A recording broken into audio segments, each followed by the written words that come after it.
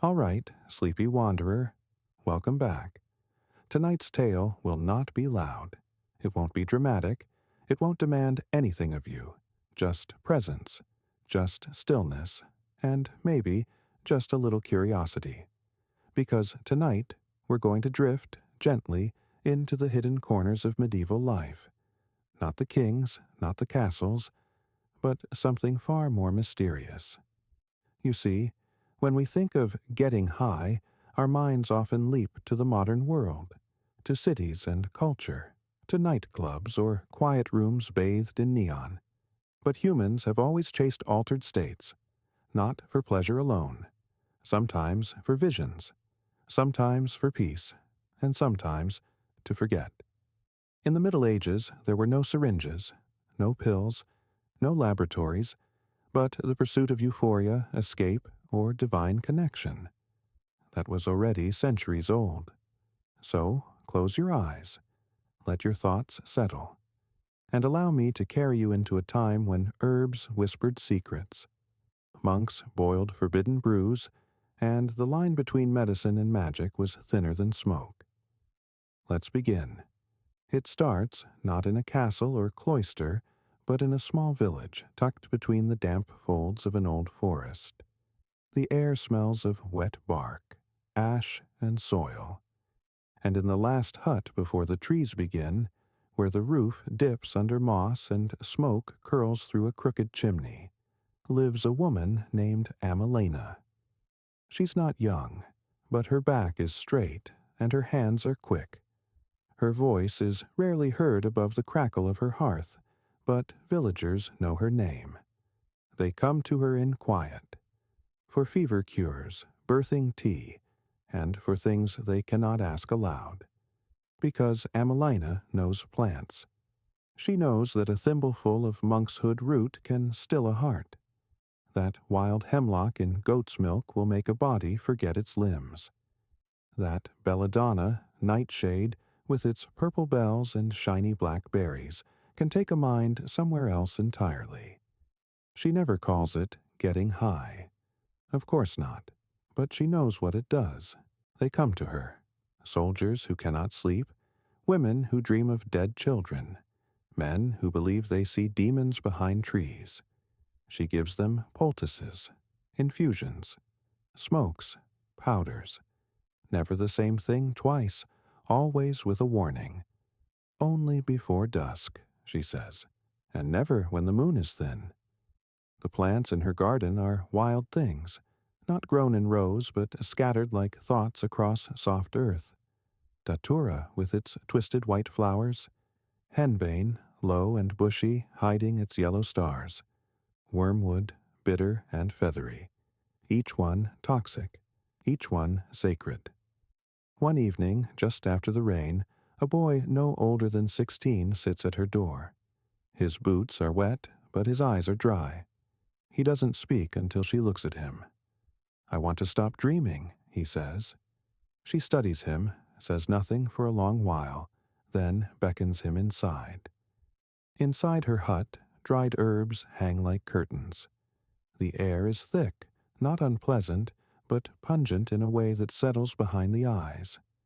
A fire glows low in the hearth, and next to it, a small copper cauldron steams. She reaches for a jar. Its label is worn, the wax seal broken years ago. She opens it, dips 2 fingers in, and holds them under his nose. The scent is earthy, strange, familiar in a way he can't name. "What is it?" he asks. "Sleep," she says. He drinks it, though it's bitter enough to make his jaw twitch. She gives him a wool blanket and tells him to lie near the fire. She does not touch him. She doesn't speak again.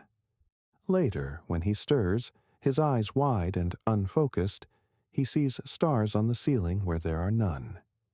He hears his mother humming, though she's been gone for 2 winters. He smells bread baking and horses running and something else, something like joy. By morning, he is still. He doesn't return. But a week later, someone else does. Emelina isn't the only one. Across the land, tucked in pockets of superstition and silence, others like her do the same. In stone-walled kitchens, in candlelit abbeys, in forest shrines built from bark and wishbones. They use plants not to heal, but to shift, to pull back the veil between this world and the next. And sometimes they succeed. Sometimes they go too far. You see, in medieval times, the boundary between science and sorcery was not made of laws. It was made of fear. The same herbs that could ease pain could also stir visions. The same mixtures that calmed soldiers might bring others to madness, and not all who sought escape returned. But still, they came. Because the world back then was not easy. Hunger, war, sickness, faith that turned cruel. And for those without power, the mind became the only place left to flee. Tonight, we've only stepped into one door. The air in the barracks was thick, not just with sweat and smoke, but with something more primal. Fear. It crept under armor and into the backs of throats. Even the veterans felt it. You could see it in the way they tightened their belts too many times, or polished the same spot on a blade long after it was clean. But there was a man, tall, older, with a scar like a rope curling from jaw to temple, who always seemed calm. They called him Durand. And Durand had a secret. He never drank before battle. He never prayed. But each time, the morning before they marched, he would take something from a small cloth satchel he kept beneath his cot. A berry, shiny, dark, and misshapen. He never offered it, never explained. Until one day, when the newest recruit, barely 15, with a face still round from youth, asked him, trembling, "Does it help?" Durand didn't answer right away. He looked at the boy, then at the rising smoke outside. "It makes you forget you're alive," he said, "until the blood reminds you." Then he ate the berry and marched. The berry, of course, was not a soldier's ration. It was nightshade, belladonna, sometimes called devil's cherry, a plant so potent a single one could send a man spiraling into visions, or silence his lungs. But for those who knew just how much to take, it offered something else. Distance, not from the world, but from fear. Durand, like many others in that era, wasn't trying to reach pleasure. He was trying to smother terror, and he wasn't alone.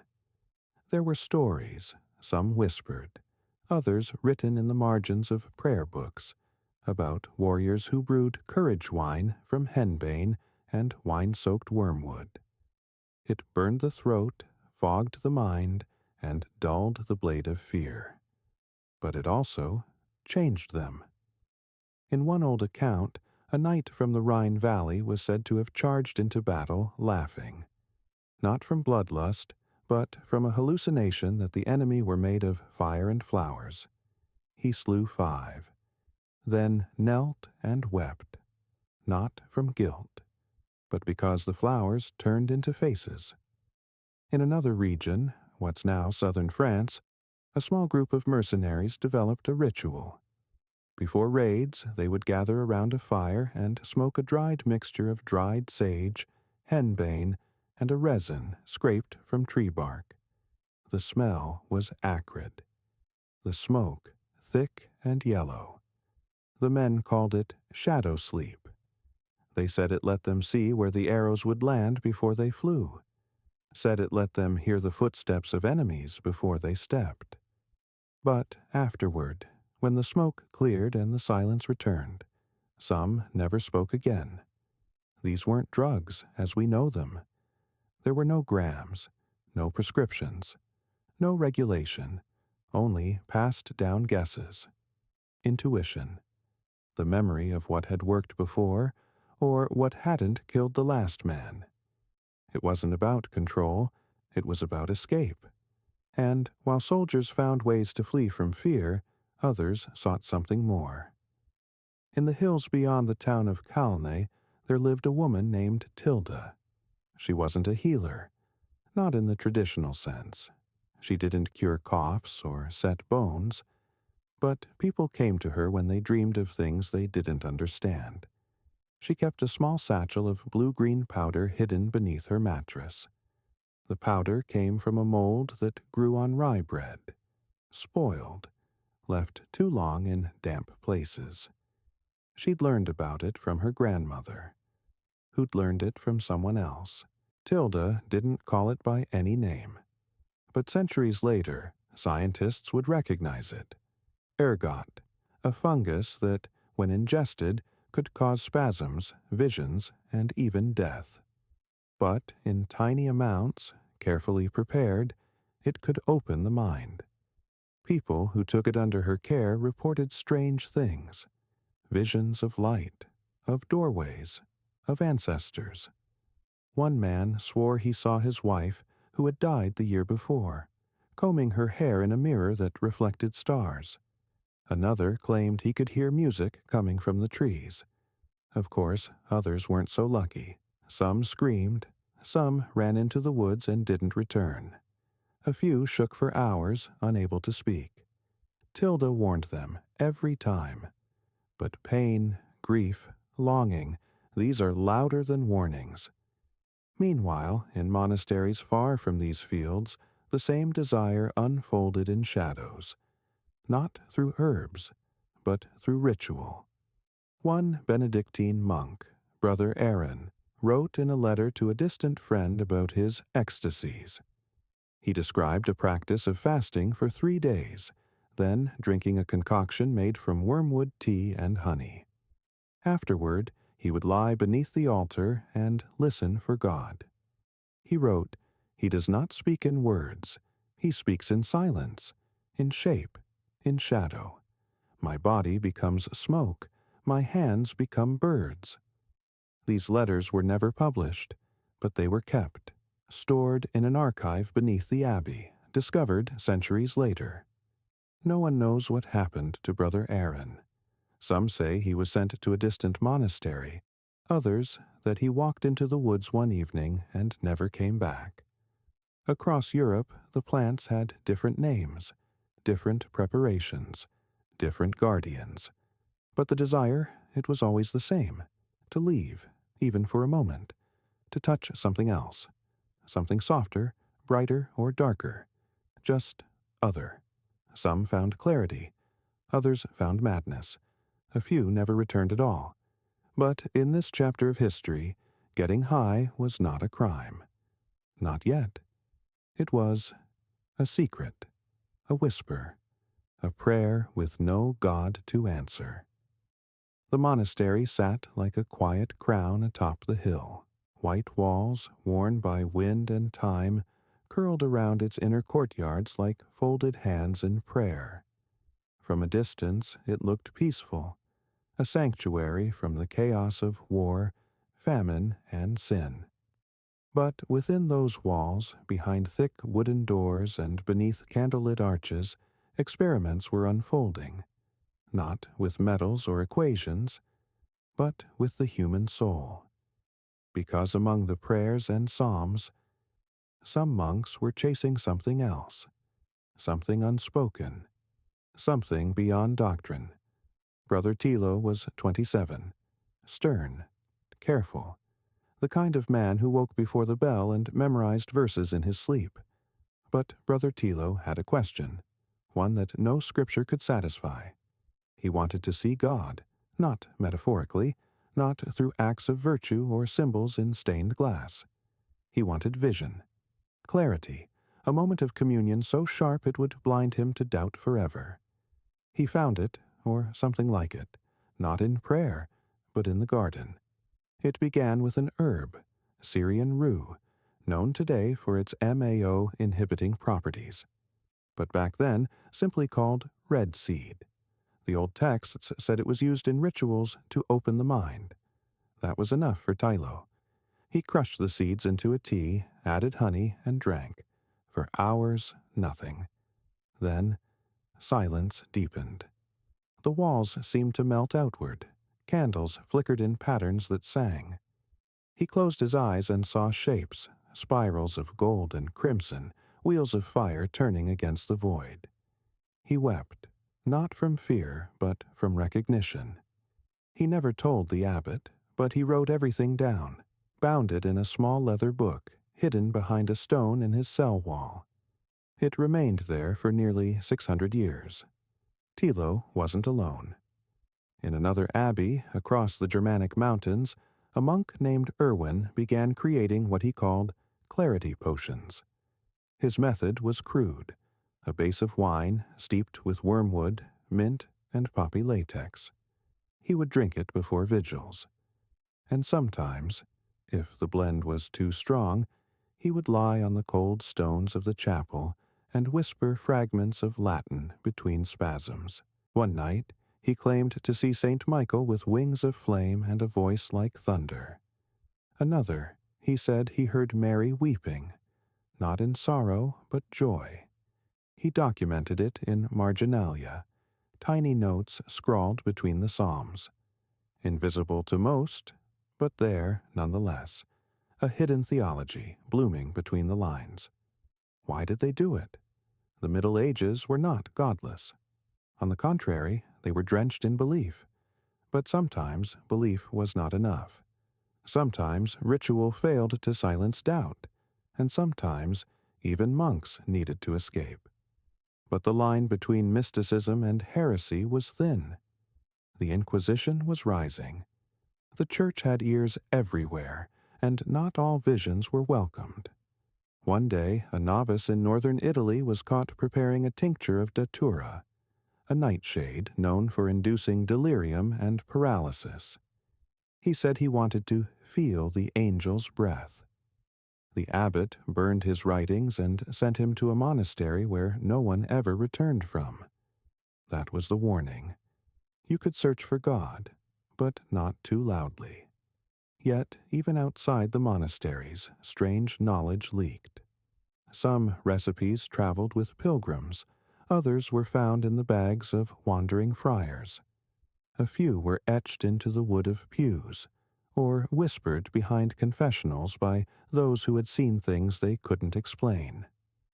The idea that one could access the divine, or the otherworldly, through plants, through hunger, through altered states, it haunted the edges of official doctrine. And sometimes it crept in. There's an obscure legend, almost certainly apocryphal, of a priest in Bohemia who, during Lent, fasted for 40 days and drank only a liquid made from fermented barley, fennel, and crushed poppy. On the final night, he claimed he saw a ladder of light descending from the sky, souls climbing it, others falling, and at the top, a face. Not Christ, not any saint, but a woman, eyes closed, lips moving, singing. He could never remember the song. After that, he stopped preaching. He tended the gardens in silence until his death. They buried him with no marker. But villagers still leave flowers at the old well nearby. No one remembers why. What we begin to see in these stories is a pattern. People reaching, not with their hands, but their minds. And sometimes they touched something. But the price was often solitude, or silence, or exile. Let's pause for a moment.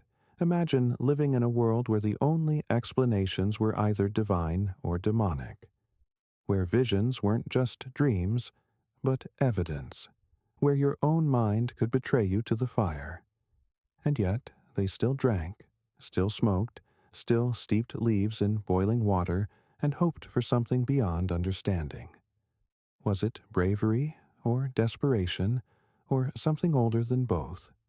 The first time anyone noticed her it was because of a smell. Not a foul one. Not exactly, but earthy, thick, foreign, like crushed pine and old honey. It followed her into the village like a shadow. She was known only as the woman at the stream. No husband, no family. She lived in a crumbling stone house beyond the fields, close enough to see the church spire, far enough that no one ever came uninvited. Her name, if she ever said it, was not remembered. What people did remember were the stories. She had hands stained green from leaves, always green even in winter. Her hair, long and silver, tangled like roots, and her eyes, cloudy, not from age, but from the smoke of years' boiling tinctures and salves in silence. For decades she was ignored, a curiosity, a whisper. But then children began to fall ill, and fear began to grow. It started with fevers, long ones, with wild dreams. Some children screamed in sleep, others mumbled in languages no one recognized. A few, they said, saw things in the corners of their rooms, men without eyes, animals with burning teeth. The village priest called it a curse. The blacksmith blamed a passing trader. But an old woman, bent and muttering, pointed toward the stream. "She has herbs that call spirits," she said. And that was all it took. A boy's mother, frantic, sleepless, went to the woman's home and demanded help. The woman did not argue. She gave her a bottle, dark glass, sealed with wax. "Only 1 spoon," she said, "before the sun sleeps." The boy drank it. He slept for 2 days, then woke, laughing. He didn't remember the dreams, but they didn't return. The mother told no one. But word spread anyway. More villagers came, in secret. For coughs, yes, but also for other things.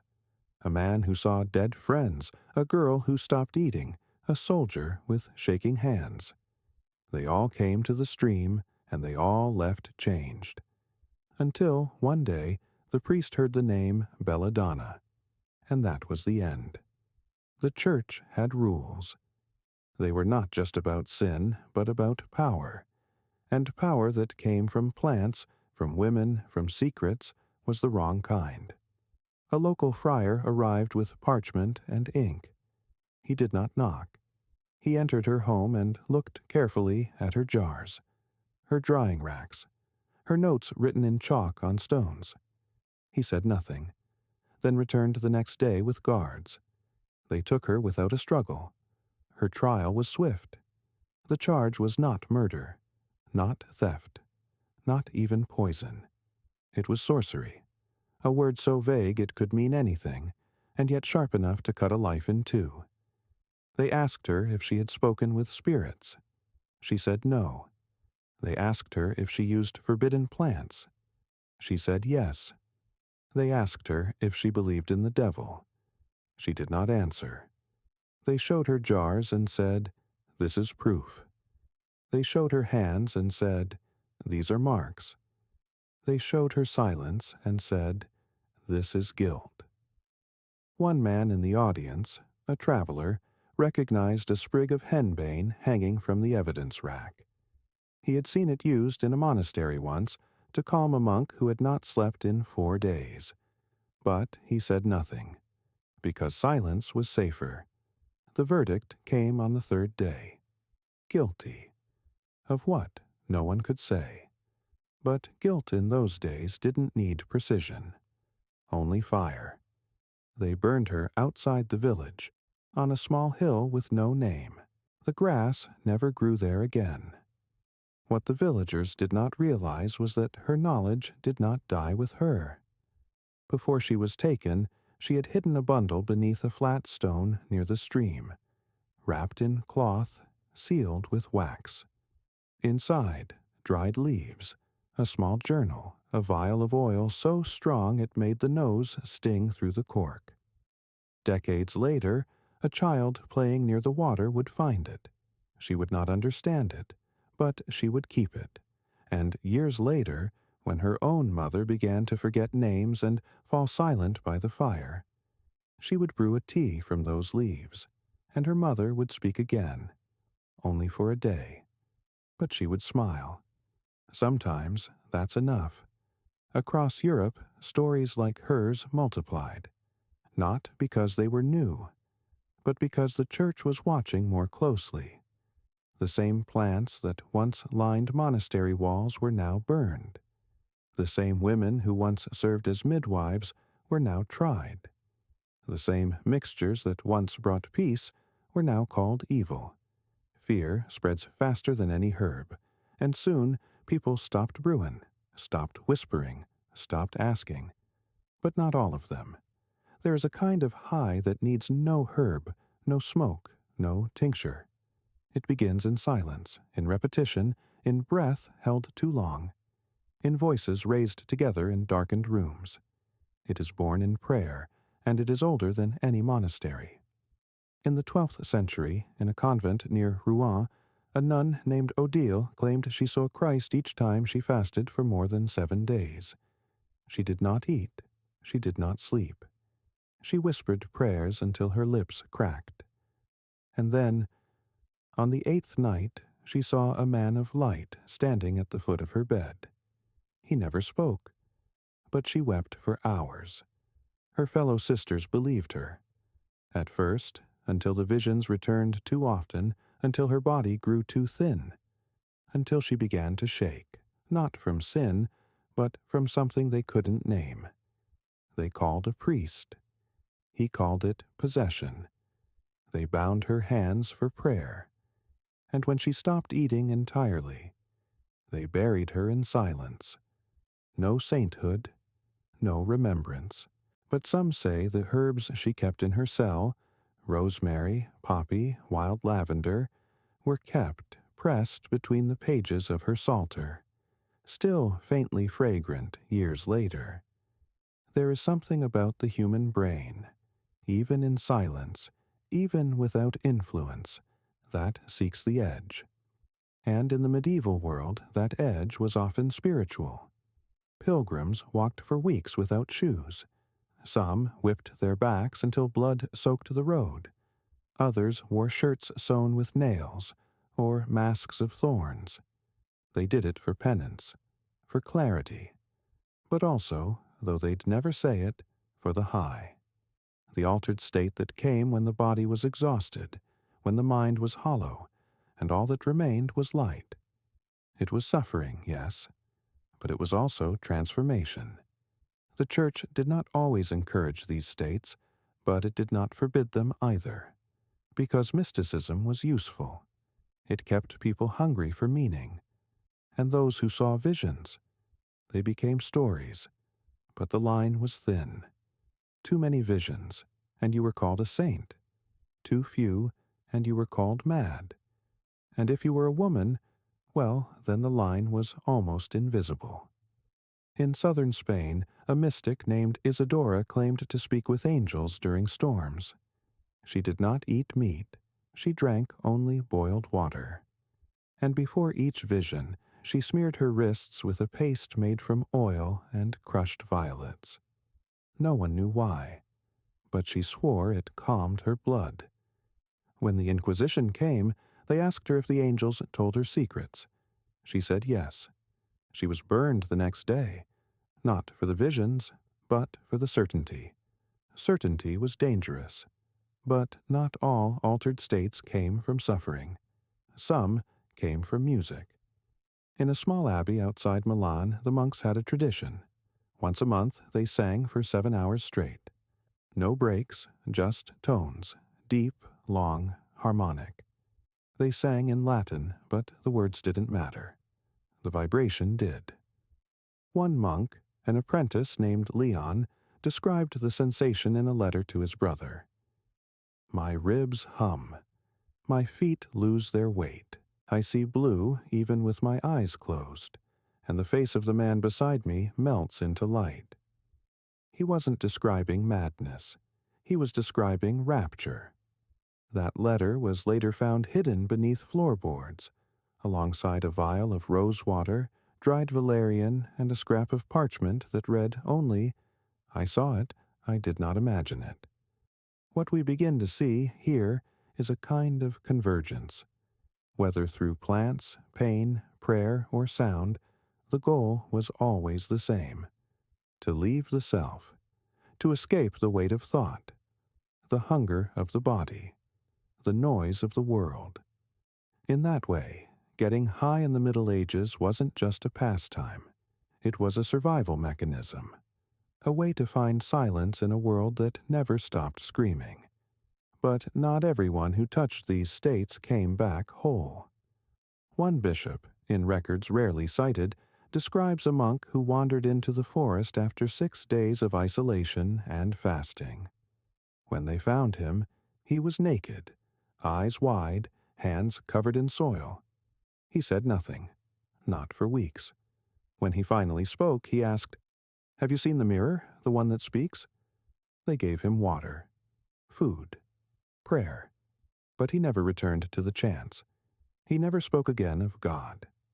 There's a moment when fear stops whispering and starts shouting. And in medieval Europe, that moment came suddenly, not with a blade or a sermon, but with a shadow that spread from village to village, faster than reason.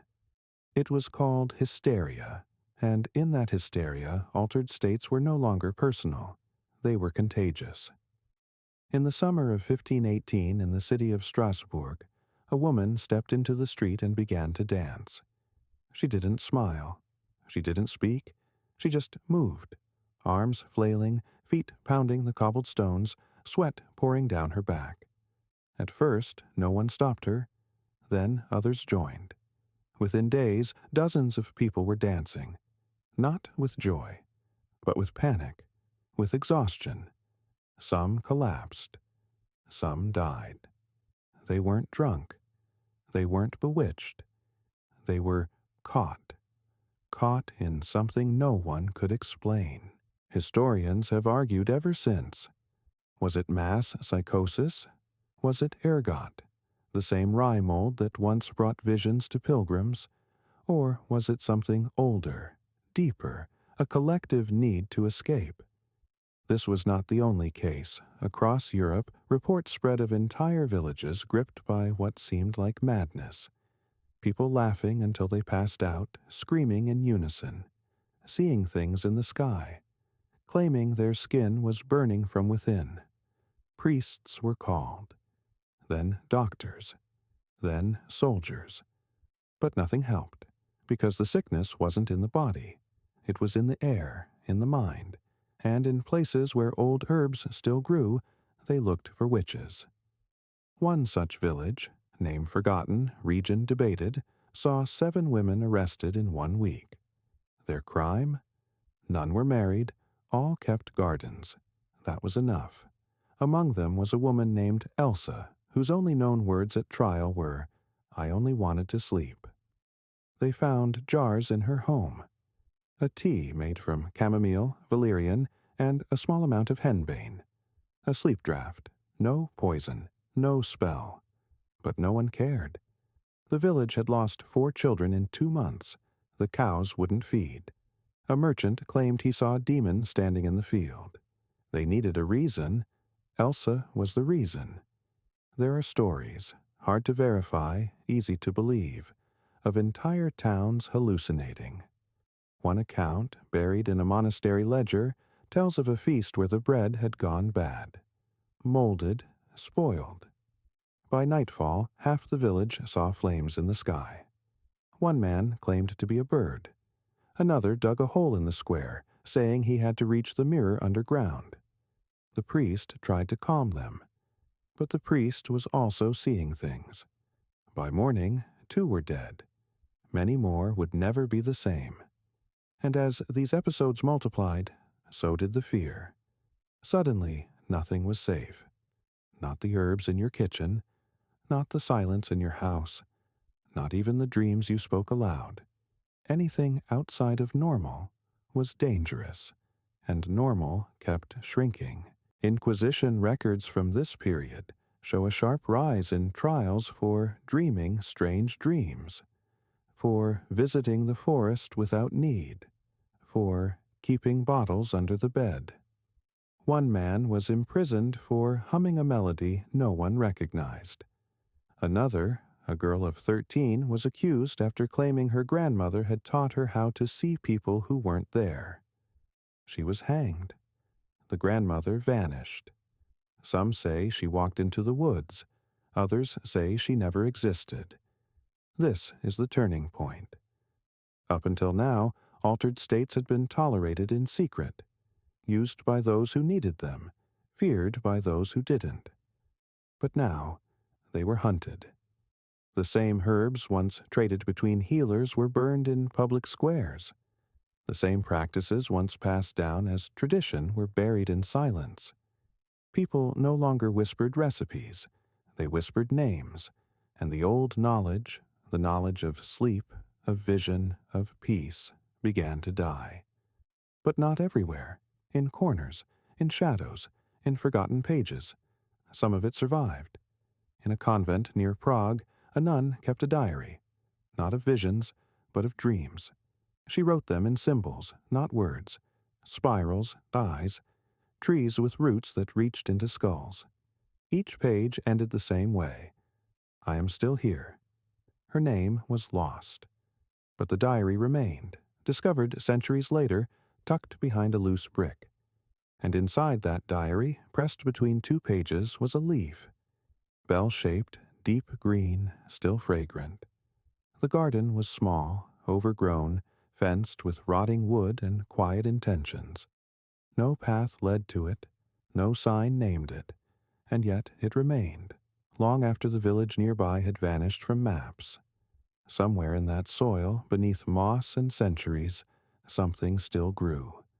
Mugwort, wild thyme, sleepgrass, and farther back, nearly hidden beneath ivy, a single stalk of datura. Its white trumpet-shaped flower tilted toward the sky, as if listening. No one had tended it in years. But it was still there, long after the fires died out, and the trials were forgotten, and the fear dimmed into folklore. The earth kept its memory. The plants didn't leave, and neither did the longing. In the 17th century, a physician in Wales discovered an old manuscript wrapped in oilcloth. It contained no title, no author, just line after line of instructions for poultices, elixirs, incense. It didn't read like witchcraft. It read like care. One note beside a recipe for fever tea simply said, "For when the soul is too loud." He never published it, but he memorized every page. Elsewhere, in the Highlands, an old woman was known for her sleeper's bread, a thick loaf soaked in poppy milk and clover syrup. She gave it to children who woke screaming, to men who twitched in dreams, to women who whispered names into empty blankets. She never took payment, only silence. And when she died, her granddaughter burned her notes, not out of shame, but protection. Because even then, the world hadn't entirely forgotten how to be afraid. But something had changed. No longer did people seek visions to speak with saints or to fly through fire. They didn't call it rapture or magic or madness. They just wanted rest and maybe a little lightness. A quiet shift began, subtle like dusk. People stopped hiding their teas. Apothecaries labeled jars with names like Mind Balm and Dream Flower. Sleep became medicine, not mystery, and herbs were no longer devils. They were remedies. What was once sacred or forbidden became ordinary. It didn't kill the magic, it only disguised it. Still, the deep seekers never left. In the margins of old books, in footnotes, in whispered circles, they kept asking the same questions. What happens if we open the door, just a little? What if the fog is not madness, but memory? What if getting high was never about escape, but return? In 1897, a linguist studying monastic symbols came across a drawing etched into the back cover of an old psalter. It showed a man seated beneath a tree, eyes closed, mouth open. Above his head, spirals. On his lap, a bowl of steam. Beside it, the word claratus, clarity. He asked the monks what it meant. They didn't know, or pretended not to. But the image stayed with him for years. He had it engraved on a ring. When he died, the ring was buried with him. A tiny secret. A quiet torch. Today, few remember the names of the plants. Even fewer remember the women, the monks, the pilgrims who used them. But something lingers. In the scent of chamomile. In the soft blur of lavender oil. In the moment between waking and sleep when the mind floats and the body fades. That's where they lived. Not in history books, but in the hush. So, if you ever find yourself staring at the ceiling in the dark, if the world feels too loud or too heavy, remember this. There was once a woman by a stream who gave sleep in bottles, a monk who saw light wheels in silence, a soldier who chewed berries to forget pain, a girl who drew eyes in her diary just to feel less alone. And they were not broken. They were searching, just like you. If this story gave you something, peace, reflection, or just company, consider subscribing to this channel. Or not. Sometimes the best things are those we leave behind, quiet and unclaimed.